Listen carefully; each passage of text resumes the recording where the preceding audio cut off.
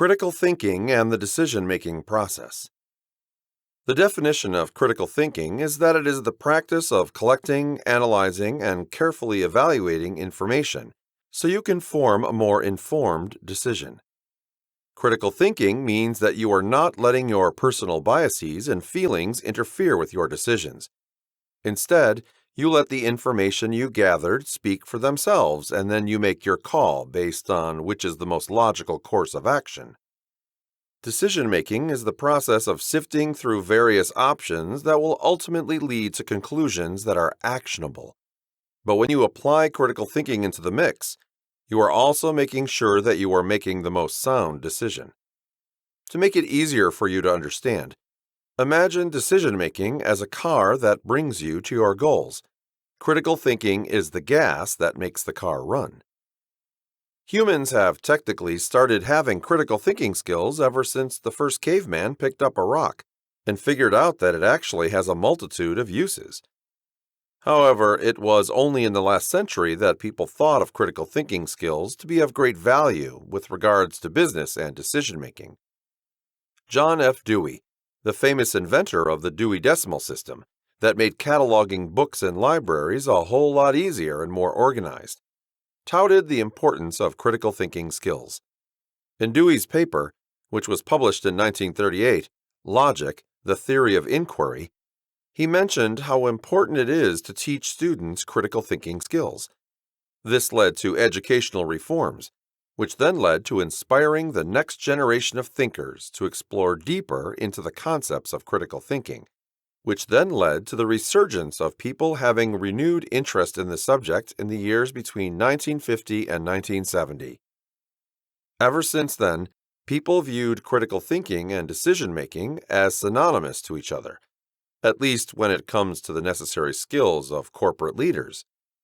Many people still do not have a grasp of the underlying concepts that made critical thinking effective. To help you understand why critical thinking is important in the decision-making process, you need to learn more about the 4 key structures from which critical thinking is based on. Logic. This is the ability of an individual to see the direct relationships of causes and effects. To put it simply, this is a person's ability to make sense of things even in chaotic situations. Logic is one of the most important skills needed for the decision-making process, mainly because it predicts an accurate means to predict the effects a potential solution will have, which makes it possible for you to change your mind if you deem that the effects are not worth it. Logic allows you to look at the big picture and deduce how your decisions will affect everyone involved. Truth. The truth is the unbiased data of an event.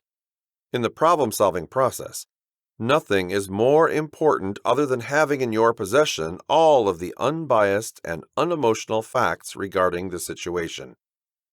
Using critical thinking skills, you can cull out all of the biased and emotionally compromised data and focus on the ones backed up by your history and are well documented, which you will then use to come up with a definite conclusion.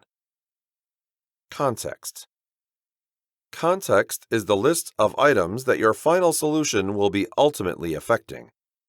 Critical thinking takes into account how similar solutions have fared in the past, the physical and mental condition of the decision-maker, as well as the amount of stress he is currently under.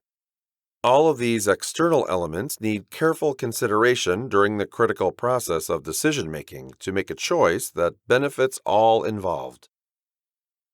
Alternatives.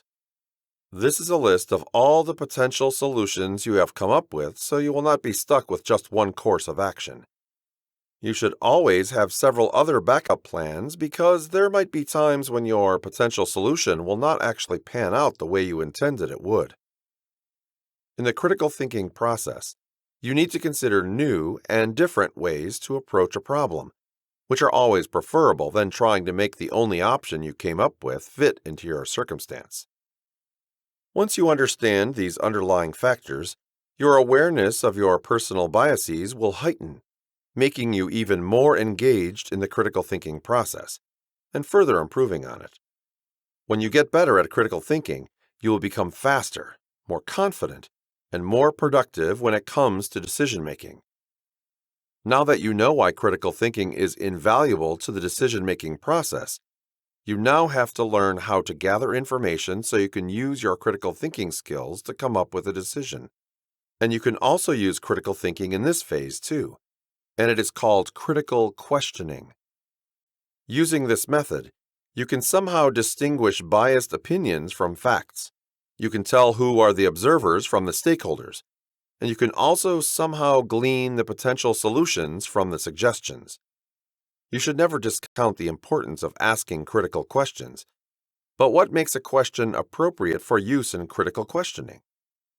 In simple terms, a good critical question brings out an actionable answer. This means that the answer to the question is actually helpful and also provides other useful information. Now, how does one formulate critical questions? Here are some of the points you need to consider when you are thinking up a critical question.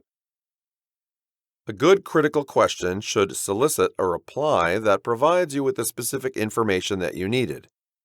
You should never beat around the bushes. Your question should be concise and to the point. Never leave an opening for other answers. A good question is framed properly.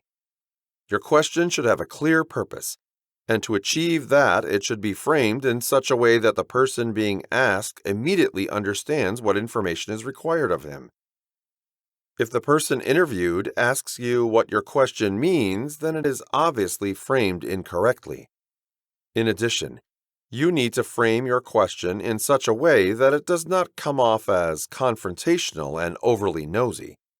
Find the happy medium that works for you. A good critical question is an open-ended one. The great thing about open-ended questions is that they could not be answered by a simple yes or no, or any other single-word reply. When you ask someone an open-ended question, he has no other route other than elaborate on his answers, and thus providing you with even more useful information than you previously thought you would receive. Consider asking follow-up questions. There will be times when an answer to your question will open up an entirely new line of questioning, which is why you need to be prepared with follow-up questions so you can gain even more useful information from the subject. Do keep in mind that not all answers necessitate a follow-up question, so listen carefully to what the other person is telling you. Critical thinking should always be an integral part in your decision-making process, from gathering the necessary information up until the formulation of possible solutions to the problem.